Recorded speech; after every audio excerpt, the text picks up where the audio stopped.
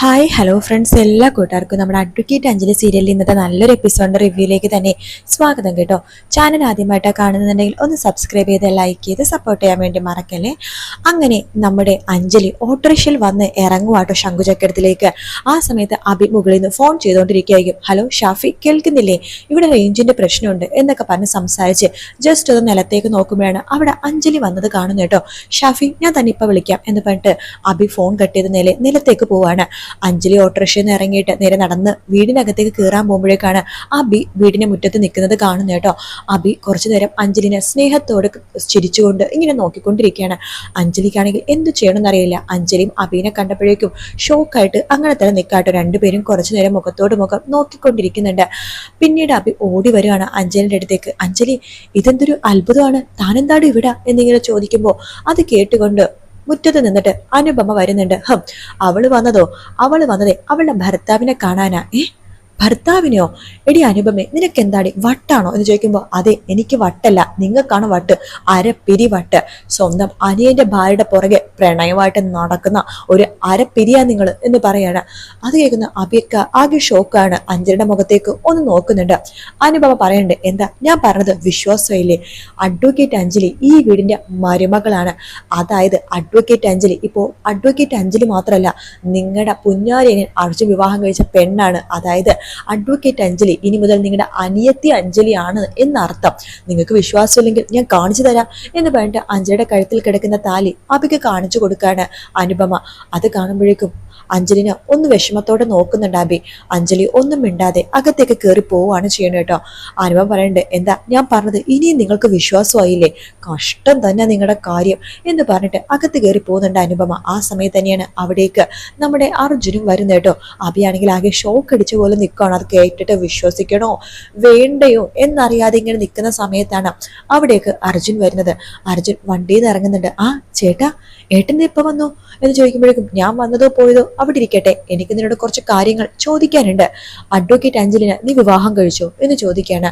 അർജുൻ ഒരു സെക്കൻഡ് മിണ്ടാതിരുന്ന ശേഷം അതെ ഏട്ടാ, എനിക്ക് അഞ്ജലിനെ വിവാഹം കഴിക്കേണ്ടി വന്നു എന്ന് പറയുമ്പോഴേക്കും നീ എന്തൊക്കെയാ പറയണത്? സത്യം പറ, എന്താന്ന് സംഭവിച്ചത് എന്ന് ചോദിക്കുമ്പോൾ അർജുൻ പറഞ്ഞു, ചേട്ടാ ഒന്നും മനഃപൂർവ്വം ആയിരുന്നില്ല എന്ന് പറഞ്ഞിട്ട് അന്ന് നടന്ന കാര്യങ്ങളെല്ലാം തന്നെ അർജുൻ തുറന്നു പറയണം.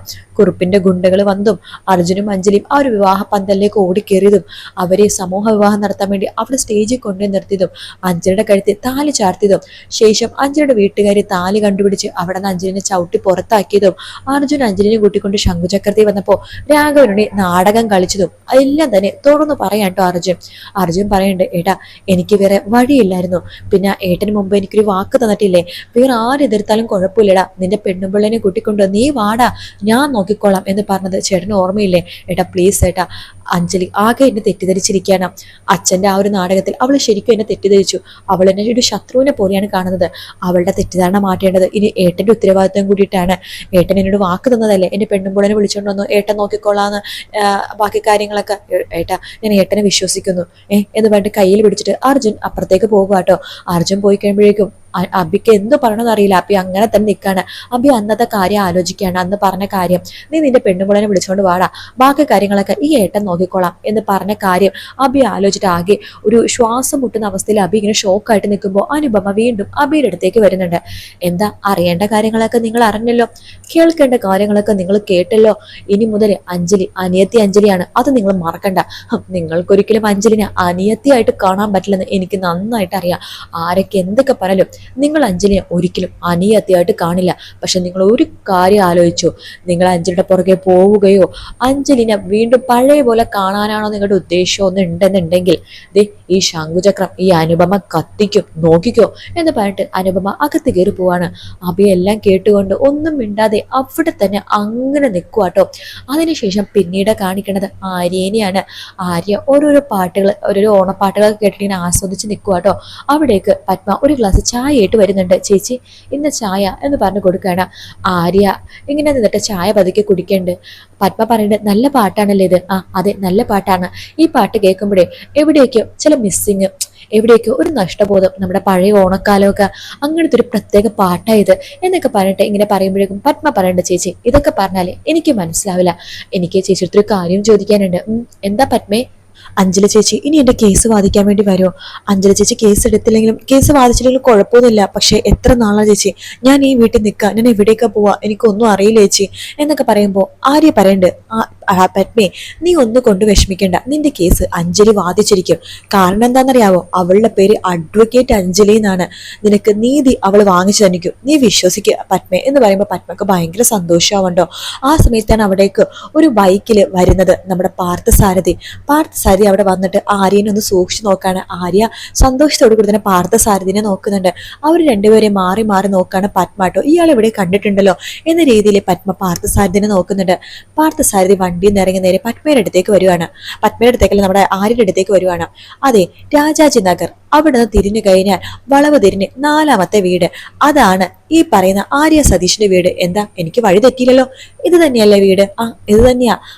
കൊള്ളാം, നല്ല അടിപൊളി വീട്, നല്ല അടിപൊളി അറ്റ്മോസ്ഫിയർ, ഒരു നല്ലൊരു വീട്. വീടിന്റെ മുറ്റത്ത് ഒരു മാവ്, കൊള്ളാം.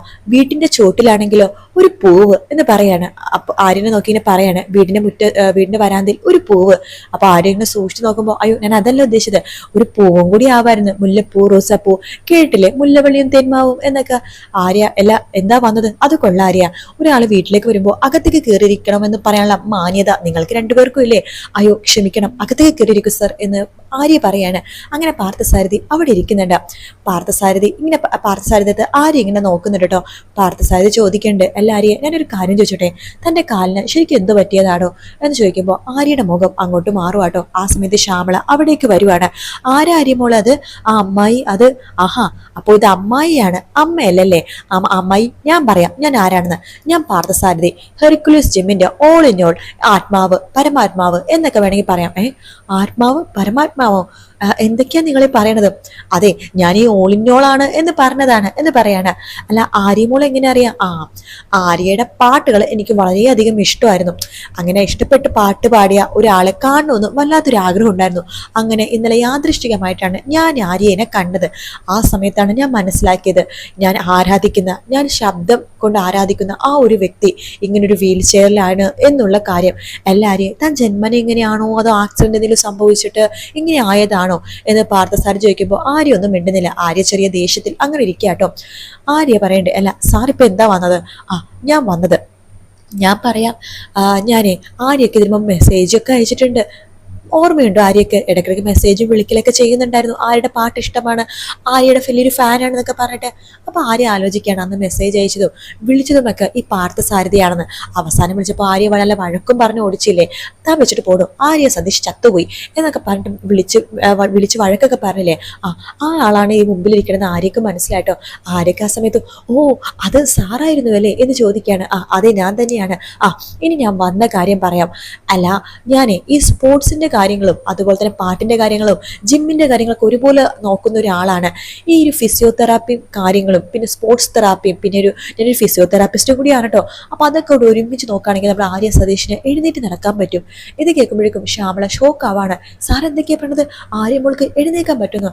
സാറേ, ഞങ്ങൾ ചെറുപ്പത്തിൽ ഒരുപാട് ഡോക്ടേഴ്സിനെ കണ്ടതാണ്, ആര്യ മോൾ എഴുന്നേറ്റ് നടന്നില്ല. ഇനി ഇത്രയും വർഷമൊക്കെ കഴിഞ്ഞിട്ട് ദേ അമ്മായി ഒന്നും കൊണ്ട് പേടിക്കണ്ട. അമ്മായിക്ക് ഭഗവാൻ കൃഷ്ണനെ വിശ്വാസമാണോ? വിശ്വാസമാണ്. എങ്കിൽ എന്നെ വിശ്വസിച്ചോ, നമ്മുടെ ആര്യ എഴുന്നേറ്റ് നടന്നിരിക്കും. ഈ പാർത്ഥസാരഥി അത് തരുന്ന വാക്കാണ് എന്ന് പറയണ്ടേ. നല്ല ഇറങ്ങട്ടെ, കാണാം എന്ന് ആര്യയുടെ മുഖത്തോക്കി ഒന്ന് പറയണ്ട് ഒത്തിരി സ്നേഹത്തോടെ എന്ന് പറയുമ്പോഴേക്കും ആര്യ നോക്കുമ്പോഴേക്കും പാർത്ഥസാരഥി പറയണ്ടേ, ഞാൻ എന്തിനാണ് ഒരു പരിചയമില്ലാത്ത ആര്യനെ സഹായിക്കുന്നത് എന്നായിരിക്കും ആര്യ ചിന്തിക്കുന്നതല്ലേ. സ്നേഹം അത് മാത്രമാണ് ആര്യയുടെ പാട്ടുകളോടുള്ള സ്നേഹം, വരികളോടുള്ള സ്നേഹം എന്ന് പറഞ്ഞിട്ട് ആര്യനൊന്ന് നോക്കി, സ്നേഹം അത് മാത്രം എന്ന് പറഞ്ഞിട്ട് അവിടെ നിന്ന് വണ്ടി എടുത്തുകൊണ്ട് പോവാട്ടോ. ആര്യക്കും പത്മക്കും അമ്മായിക്കൊക്കെ അത് കേൾക്കുമ്പോൾ ഭയങ്കര സന്തോഷമാവുന്നുണ്ട്. ആ ഒരു ഭാഗത്തോടെയാണ് ഇന്നത്തെ എപ്പിസോഡ് തീർന്നത് കേട്ടോ. വീഡിയോ ഇഷ്ടപ്പെട്ടാൽ ലൈക്ക് ചെയ്യുക, സബ്സ്ക്രൈബ് ചെയ്യുക, കമന്റ് ചെയ്യുക. മറ്റൊരു വീഡിയോ കാണാം. Take care, bye bye.